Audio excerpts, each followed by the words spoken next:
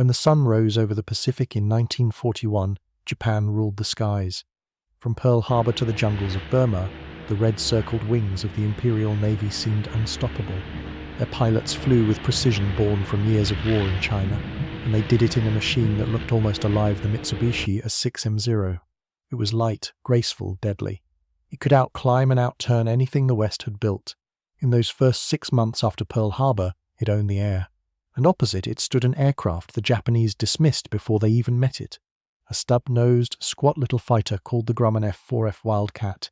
To the men of the Imperial Navy, it looked like a joke too heavy, too slow, too old. They called it a flying beer barrel. One Zero pilot said, "The Americans send metal pigs to do a bird's job." They laughed, until the pigs began to bite back.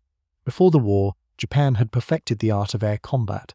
Its pilots were among the most experienced on Earth graduates of a brutal selection process, where only 1 in 10 survived training. The machines were extensions of their bodies.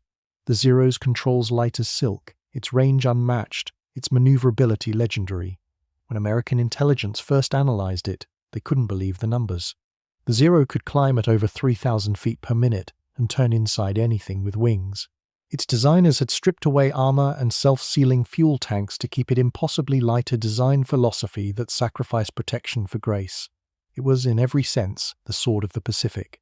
Across the ocean, the United States Navy relied on the Wildcat, an aircraft built by Grumman in New York. Compared to the Zero, it was a lump of steel. It was nearly a ton heavier, 100 kilometers slower, and handled like a truck. Its cockpit was cramped, its landing gear hand cranked by the pilot like a piece of farm machinery. No one expected it to be a legend. Even the US Navy's own test reports admitted it couldn't outturn or outclimb the enemy. But Grumman's founder, Leroy Grumman, believed in something the Japanese engineers didn't: survivability. He once told his team, "Make it tough. Make it so a pilot can bring it home even if it's on fire." When Japanese aircraft swept over Pearl Harbor on December 7, 1941, the Wildcat wasn't even there. It was scattered across distant carriers and island bases, still untested against the Zero. In the following weeks, that would change. In the skies over Wake Island, a handful of Marine pilots scrambled to meet the Japanese invasion. Their Wildcats were outnumbered 5 to 1. On paper, they didn't stand a chance. But the Marines discovered something no report could measure. The Wildcat could take punishment no other plane could survive. Bullets ripped through its wings, shells exploded near its fuselage, yet it stayed together. The Zero, built light, burned with the first hit to its fuel tanks. The Wildcat limped home riddled with holes and landed. Japanese pilots were stunned. They had never seen an enemy plane absorb that much damage and keep flying. One survivor from the battle later recalled, "We hit it many times. It kept coming." The laughter began to fade. Early 1942 was a brutal classroom. At Coral Sea, Midway, and Guadalcanal, Wildcat pilots learned quickly that trying to turn with a Zero was suicide. The Zero could roll inside them like a knife cutting a circle in the sky. So the Americans stopped playing that game. They turned to tactics science over instinct. One Navy pilot, Lieutenant Commander John Thatch, studied reports of how the Zero fought. Sitting at his kitchen table with matchsticks and string, he devised a simple but revolutionary maneuver: the Thatch weave. 2 Wildcats flying side by side would weave toward each other when attacked. Each would cover the other's tail with crossing fire, forcing the faster Zero into the kill zone. It turned teamwork into a weapon. When Thatch first tested it in combat over Midway, it worked perfectly. A group of Zeros dove from above and one by one fell into the Americans' trap. Thatch's wingman later said, "They thought they had us. Then we crossed, and they burst into flames." The Wildcat couldn't outturn the enemy, but now it didn't have to. At Guadalcanal, the Wildcat became the guardian of Henderson Field, the dirt strip that determined who controlled the island. Day after day, Japanese bombers came, escorted by Zeros. And day after day, the Wildcats climbed to meet them. Engines coughed, guns jammed, pilots fought exhaustion and malaria. Planes returned shot full of holes, landing gear refusing to extend, some sliding belly first across the mud. But they returned. The mechanics joked that Grumman didn't build airplanes, he built tanks that could fly. They called it the Iron Works. Pilots called their mounts Wildcats, with affection stubborn, bruised but unbroken. One ace, Joe Foss, scored 26 kills in a Wildcat over Guadalcanal. He said, She might not be fast, but she'll bring you home, and if you shoot straight, that's all you need. By late 1942, Japanese pilots no longer mocked the F4F. They had learned its strengths the hard way. The Zero was agile, but fragile. The Wildcat was slow, but indestructible. In the long war of attrition, the Americans could replace aircraft, Japan could not replace pilots. Veterans noticed a change. The once confident enemy attacks grew cautious. Zero pilots began breaking off earlier, avoiding head-on passes. Captured airmen admitted later that they dreaded the sight of the stubby little fighter that wouldn't fall. One even said, "You could kill the pilot, but the plane refused to die." The Wildcat never became glamorous. It didn't have the sleek lines of a Mustang or the power of a Thunderbolt. But in those dark years when the United States was still reeling from disaster, it was the fighter that stood between defeat and survival. It bought time for the new Hellcats and Corsairs to arrive, time for strategy to catch up, time for hope to return. Every victory that came later in the Pacific rested on the shoulders of the machine that endured when everything else was falling apart. The Japanese had laughed at it once. By 1943, they had stopped laughing. The Wildcat had become a legend not because it was the best, but because it refused to die. Before the war, no one outside the Navy had even heard the name Grumman. It was a small Long Island company run by engineers who built airplanes the way shipwrights built boats, sturdy, practical, and almost impossible to sink. Their founder, Leroy Grumman, had been a Navy pilot himself. He'd seen what combat did to flimsy aircraft. When he opened his own shop in the early 1930s, he made a promise to his team. "Our planes may be ugly, but they'll bring the pilot home." That philosophy would give birth to the F4F Wildcat, a machine designed not to win beauty contests, but to survive disasters. In 1935, the US Navy wanted a new carrier fighter. Grumman entered the competition with a biplane prototype called the XF4F1, fast for its type, but already obsolete in an age of sleek monoplanes. When the Navy rejected it, most companies would have folded. Grumman's engineers stayed after hours, sketching a radical redesign on scrap paper. A single-wing fighter built like a tank, but light enough to land on a pitching carrier deck. They turned the prototype into the XF4F2, and then again into the XF4F3, each version faster, heavier, tougher. They replaced fabric wings with metal, reinforced the landing gear, and installed self-sealing fuel tanks, a feature the Zero would never have. When the Navy's first choice, the Brewster Buffalo, failed in combat trials, the Wildcat got its chance. Pilots were skeptical. The cockpit was cramped. Visibility was poor. The manual crank for the landing gear required 30 turns by hand. But from the first flight, they felt something different: solidity. A test pilot later said, "You could land it hard, and it just shrugged it off." Inside the Grumman plant, the motto was simple: "Iron works." Every aircraft carried that nickname because each was over-engineered to survive punishment. Leroy Grumman tested landing gear ideas. Using a child's toy, he cut a pink pearl eraser into a wedge, pinned it with paper clips, and proved his folding gear design would hold weight without snapping. That eraser model became the blueprint for the retractable gear used on every carrier aircraft that followed.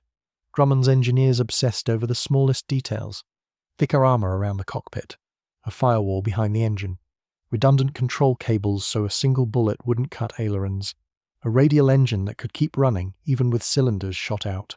They knew the Wildcat couldn't match the Zero in speed or climb, so they built it to do something else: take hits, stay flying, and keep shooting. Carrier warfare was still new. Takeoffs on short decks, violent catapult launches, and crash landings into arrestor wires punished even the best designs. Many aircraft that looked perfect on paper disintegrated at sea. The Wildcat didn't. It bounced, bent, and kept flying. Production ramped up in 1940. Each plane cost roughly $30, dozens and half the price of a Zero. Assembly workers, many of them women entering the industry for the first time, learned to rivet armor, plating, and test fit wings by hand. They wrote their names inside the fuselage panels, small signatures that some pilots later found when repairing battle damage. For many, it was the first time they felt personally connected to the war that was coming. In flight, the Wildcat demanded respect. Its controls were heavier than the Zeros, its turn slower, its roll sluggish. But pilots quickly discovered it was honest. It warned them before it stalled. It held together in dives that would tear lighter aircraft apart, and it responded predictably under stress. Its weaponry was straightforward: 6.50 caliber Browning machine guns with nearly 1/800 rounds of ammunition. Each could fire at 800 rounds per minute, throwing a storm of lead that few enemies could fly through. Combined with its armor, it made the Wildcat a brawler in a sky full of fences. Pilots learned to use vertical tactics, diving from altitude, firing bursts, then climbing back out before the nimble Zeros could turn on them. The Wildcat's heavy frame let it dive faster and survive G-forces that would rip the wings off lighter aircraft. What it lacked in elegance, it made up for in brute endurance. By 1941, Wildcats equipped every US carrier squadron. On paper, they were already outdated, but in reality, they were the only fighters tough enough to operate from carriers across the Pacific. Every pilot knew he was flying a compromise, and every engineer at Grumman knew that compromise might decide the war's opening months. When the Japanese attacked Pearl Harbor, hundreds of Wildcats sat on carriers spread across the Pacific. Some were destroyed on the ground. Others fought back in the chaotic early battles around Wake Island and the Coral Sea.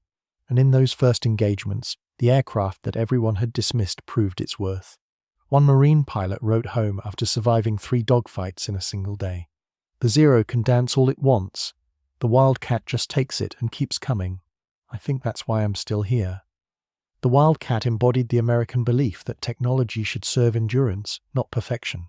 Japan's Zero represented the opposite: sacrifice everything for agility. For months, those two philosophies clashed in the clouds above the Pacific. In purely technical terms, the Wildcat lost almost every comparison. But in the brutal environment of carrier warfare, where a wounded pilot needed a plane that could still land on a moving deck, the Wildcat's ruggedness mattered more than elegance. It was slower, yes, but it could dive straight down at over 500 miles an hour without tearing apart. It could absorb cannon shells, lose half its elevator, and still get home. And when fuel leaked from punctured tanks, the self-sealing rubber layers swelled, choking the flow before fire could spread a lifesaver that Japanese pilots never had. Every dogfight became a duel between speed and survival. And slowly, survival began to win. The Wildcat's strength wasn't just in its bolts and armor. It was in the people behind it, the mechanics in muddy carrier hangars who patched bullet holes with scrap aluminum, the engineers who refused to give up when tests failed, the pilots who climbed back into smoking cockpits because there were no replacements. Grumman's production line worked around the clock, often under blackout conditions after reports of enemy submarines off Long Island. When workers were told about the first Wildcat victory in the Pacific, the factory floor went silent. Then someone started to clap, and the entire hangar joined in. They knew what it meant: their ugly little fighter had drawn blood. By the middle of 1942, stories of Wildcats returning home full of holes were spreading through every squadron. Some landed with landing gear jammed, sliding on their bellies. Others came back with engines coughing and wings shredded. One plane limped 200 miles over open water after losing all hydraulic power. Pilots said you could land it in pieces and Grumman would still find a way to make it fly again. That reputation changed minds. The enemy had mocked it. Even some American officers had doubted it. But now the Wildcat was becoming something rare, a symbol of stubborn survival in a war defined by speed and spectacle. Leroy Grumman once said, "If you have to fight, fight with a machine that forgives your mistakes." In 1942, the machine was already earning its forgiveness one pilot at a time. When the Wildcat first faced the Zero, no one expected it to survive, least of all the men flying it. The early months of 1942 were chaos. Pearl Harbor still burned. The Philippines had fallen. The Imperial Navy controlled the Pacific from the skies down to the sea. The American fleet was battered and outnumbered. Every carrier was precious. Every pilot was irreplaceable. And yet, in those desperate early months, one stocky little fighter kept showing up on flight decks across the Pacific, its grey-blue paint chipped, its fuselage scarred the Grumman F4F Wildcat. It was slower, it was heavier, and it looked outclassed in every way. But it was about to do the impossible. December 1941. As Japanese forces surged across the Pacific, the remote outpost of Wake Island became America's first test of endurance. There were only a handful of Wildcats stationed there, 4 remaining after the first raid destroyed most of them on the ground. For 16 days, a small group of Marine pilots fought wave after wave of Japanese bombers and Zeros. They flew damaged planes patched with aluminum kitchen foil. They fought on no sleep, taking off straight into enemy fire. On one sortie, Captain Henry Elrod dove straight through a formation of Zeros to attack a destroyer. He released a single bomb at mast height, a direct hit that sank the ship. He later fought on foot with a rifle until he was killed defending the island. Elrod became one of the first Marine aviators to receive the Medal of Honor. The Japanese captured Wake, but they had paid for it in blood. Reports from their own pilots were unsettling. The American fighter is very tough. It does not burn. It returns again and again. By May 1942, the US Navy had regrouped. The carriers Lexington and Yorktown sailed into the Coral Sea, facing the Japanese fleet in the world's first carrier versus carrier battle. Every aircraft that launched would rise from the deck, fight, and if lucky return to a moving speck of steel in the middle of an ocean the size of eternity. The Wildcats flew escort for the Navy's torpedo bombers. Those bombers were slow, easy targets for Zeros. The job of the Wildcat pilots was simple: buy them time, even if it meant dying beside them. During one engagement, Lieutenant Noel Gaylor led 4 Wildcats against a swarm of Japanese fighters. They fought outnumbered 5-1. Gaylor's guns jammed halfway through the battle, but he kept diving, trying to distract the enemy.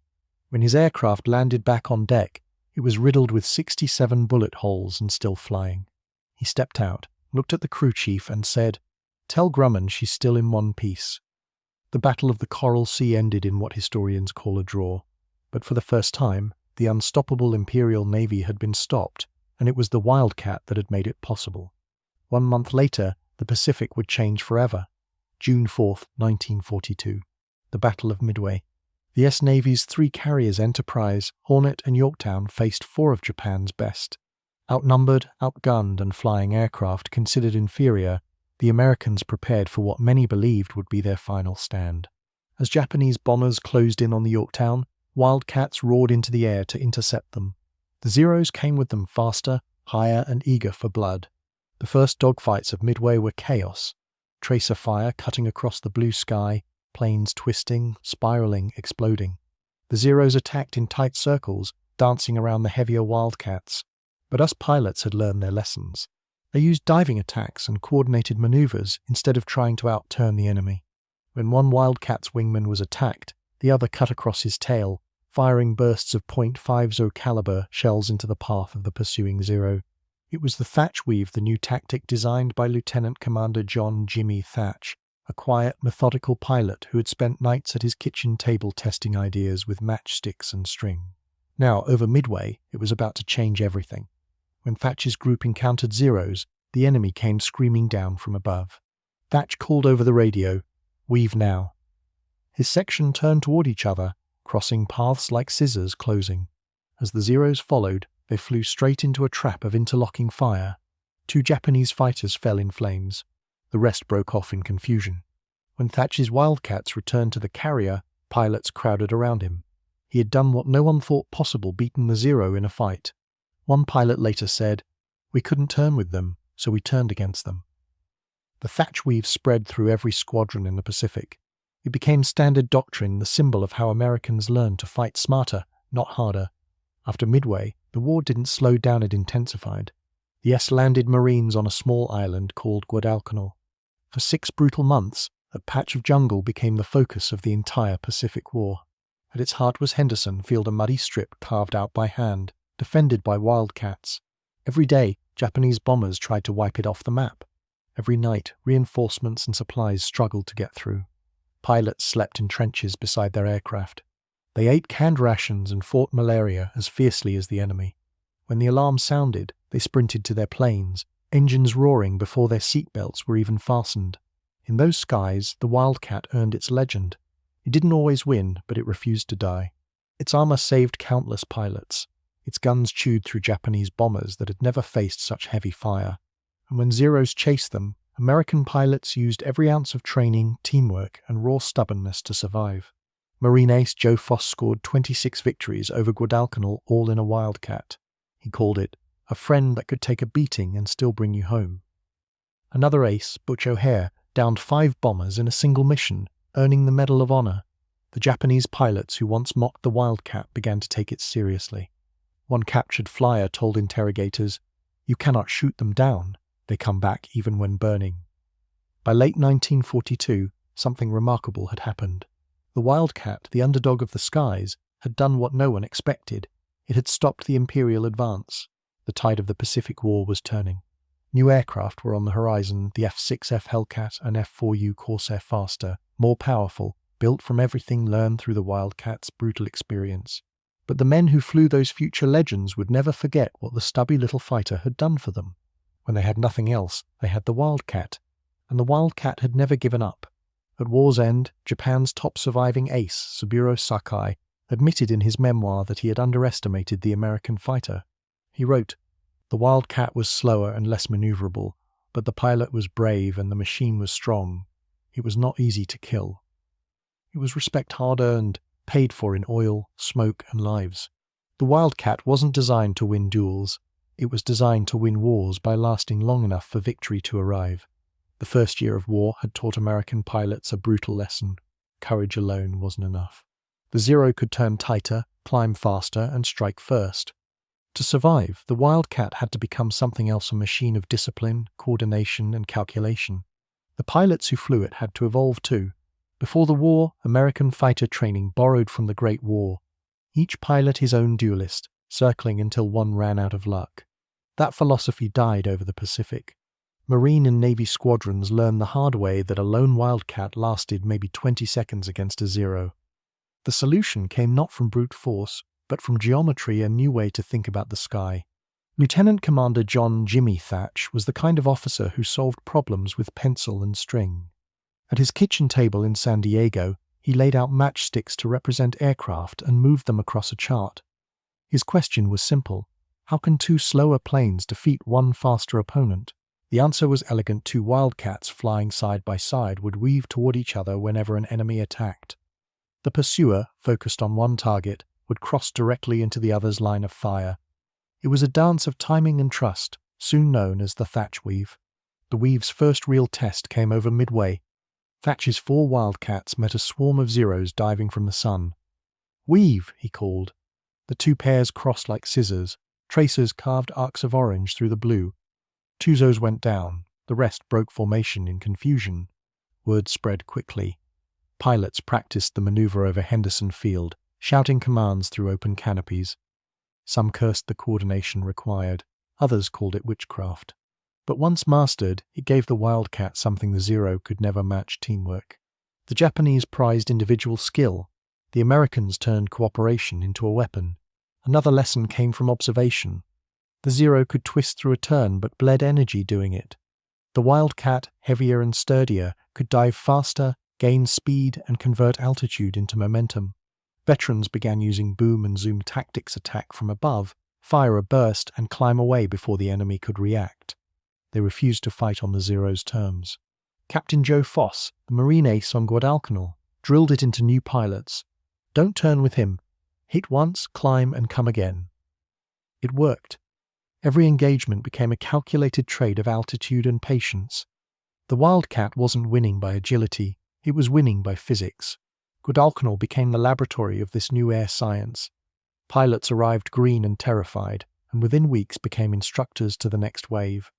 They learned to read the sound of engines, the shape of vapor trails, the rhythm of a Zero's attack. Maintenance crews joined the evolution. They lightened Wildcats by stripping paint, tuned engines beyond factory specs, and patched bullet holes with flattened beer cans. The result was a fleet of worn-out aircraft that flew better than when they were new. Every evening, the men compared notes. What worked in one dogfight became doctrine by morning. Out of exhaustion and improvisation grew the first modern tactical manuals of the US Navy Air Arm.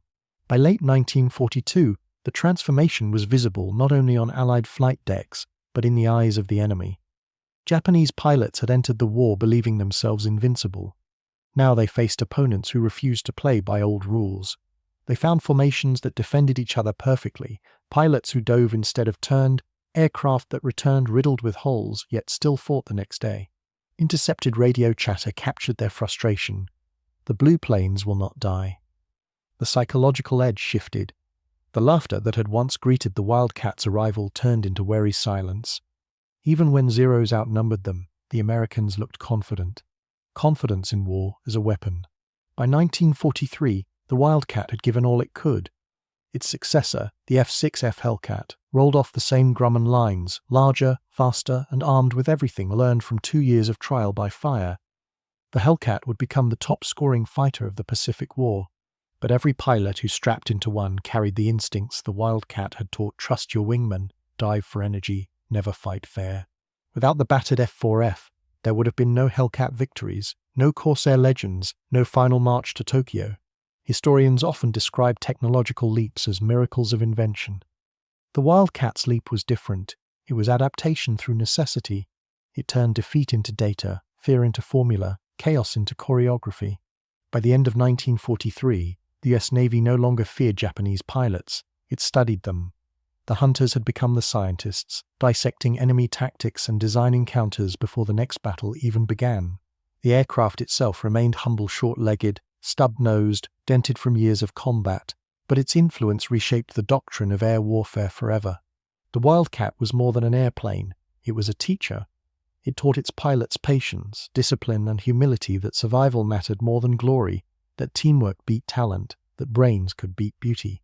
By proving that an inferior machine could triumph through ingenuity, it changed how America fought every battle that followed. When Joe Foss was asked years later what made the Wildcat special, he smiled and said, "She taught us to think. That's why we won." By early 1943, the Pacific no longer belonged to the rising sun. The Americans had survived the storm barely, and for the first time, they were beginning to push it back.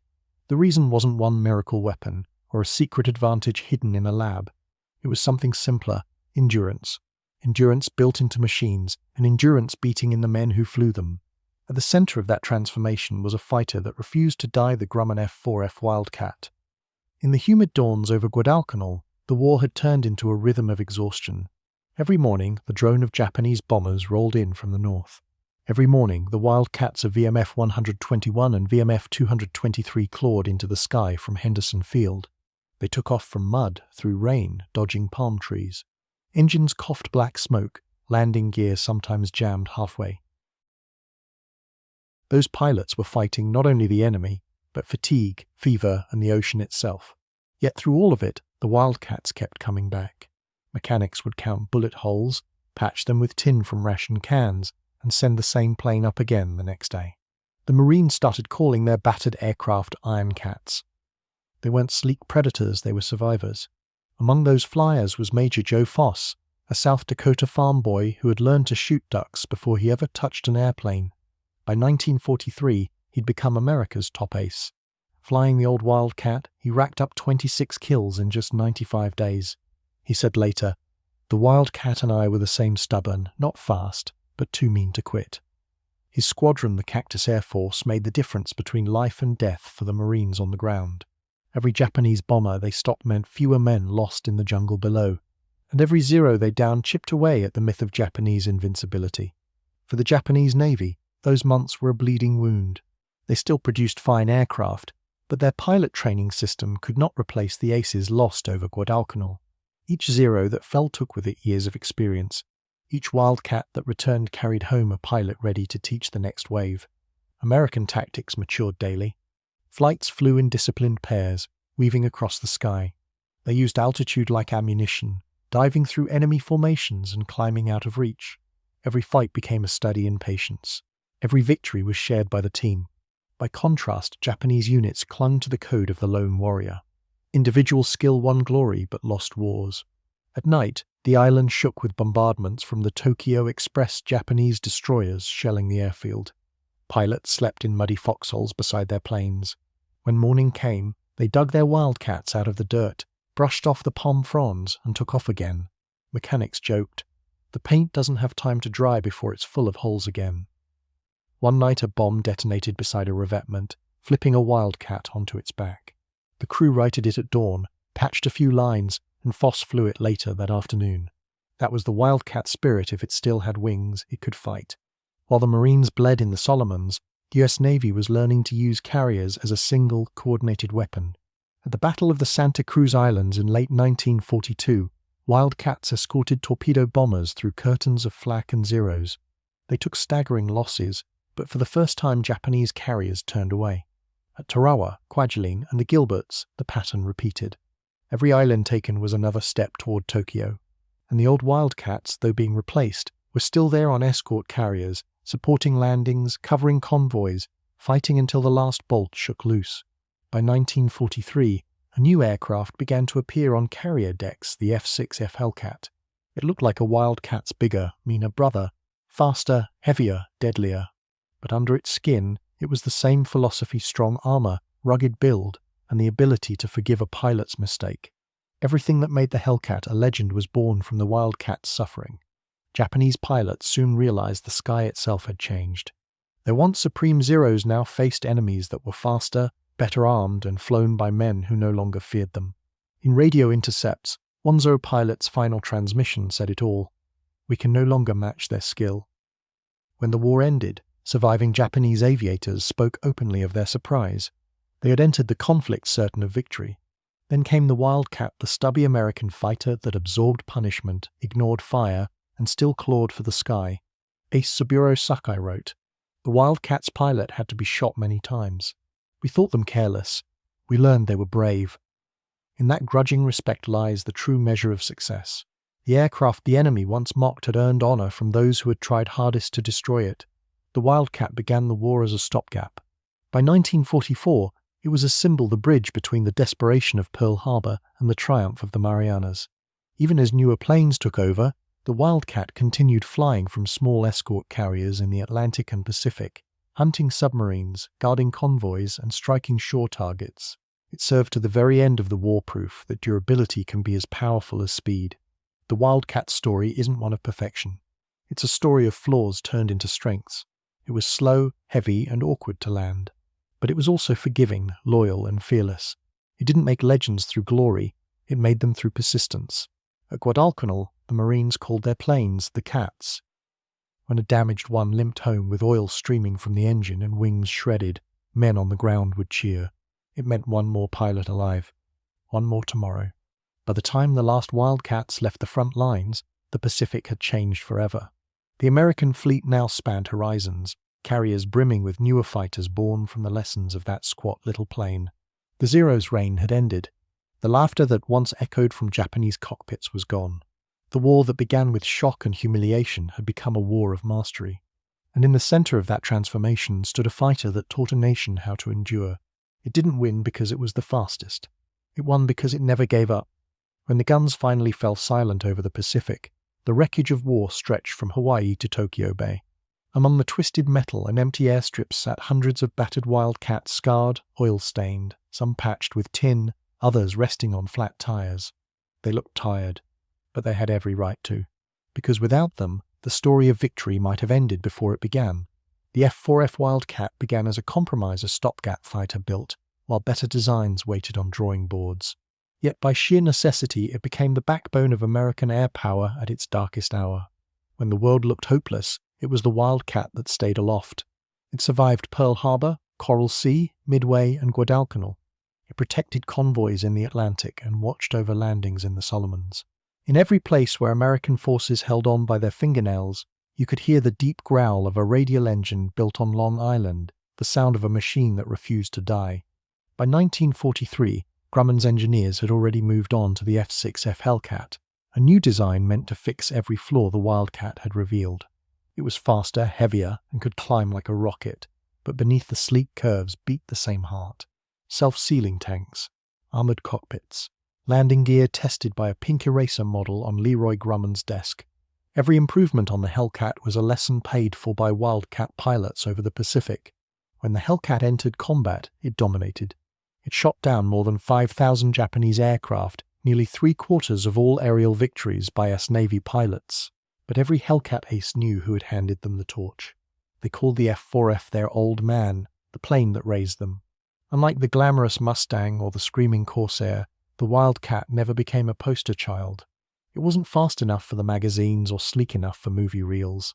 To most of the world, it was just another machine in a war filled with machines. But to the pilots who strapped themselves into its metal seat, it was a friend. They remembered how its armor plate stopped bullets that should have killed them, how its heavy controls told them exactly what was happening through every shudder and shake. It was honest. It was loyal. And it forgave mistakes. When journalists asked Joe Foss after the war which plane he would fly if he had to go back, he answered without hesitation, "The Wildcat. She was stubborn like us. That's why we got along." Even after the front-line carriers upgraded to Hellcats, the Wildcat refused retirement. On small escort carriers, tiny ships that couldn't handle heavier fighters, the F4F kept flying.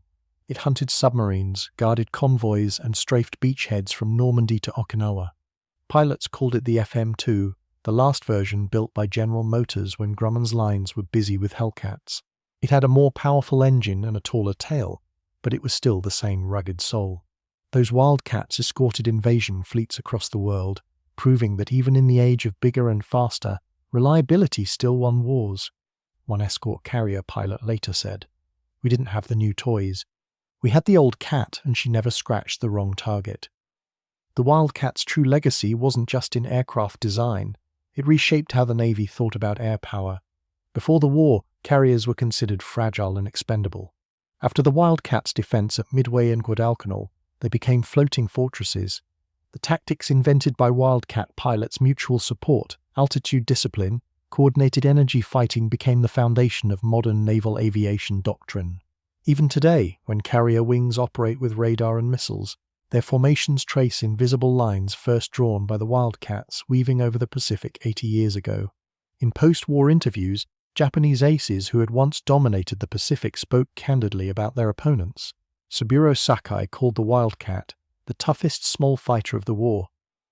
He admitted that while the Zero could outclimb and outturn it, the American plane's armor and firepower gave it something priceless: time.